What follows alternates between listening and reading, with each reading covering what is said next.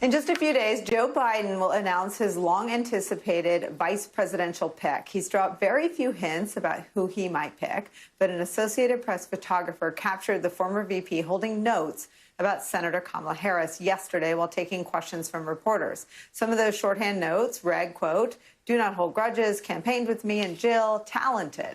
We're back with Heidi Presbella and Jason Johnson. Jason Johnson, Kamala Harris is such an interesting political figure in the era of Trump. She's one of the only people to have really early on laid a glove on Bill Barr and sort of unmasked his sort of role as Trump's fixer, not as the country's attorney general in that hearing. She's also someone who was out of this Democratic primary very early, but with a whole lot of grace. A lot of people who don't go the distance sort of have to re-enter. She never had that phase. I mean, what do you think if some of this, and again, we're reading some tea leaves here, but what do you think if this tea leaf reading is indeed pointing toward a Kamala Harris selection?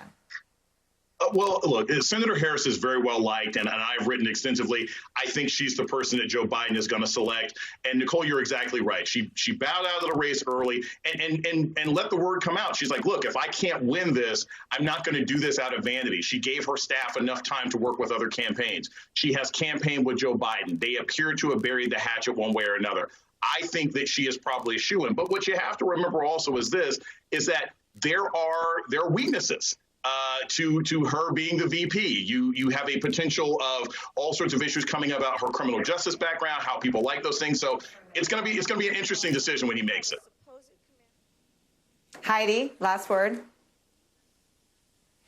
Look, days before he's supposed to choose his VP, he's carrying notes about Kamala Harris. No matter how you dice it, that is not a bad thing for her.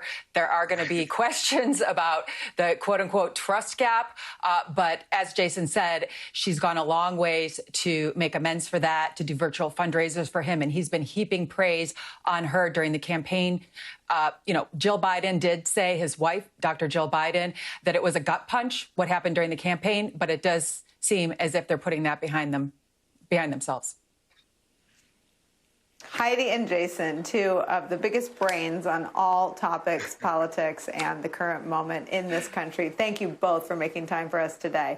Coming up for us, Donald Trump once again letting Vladimir Putin get away with it. Any of it, all of it. Deadline White House is next.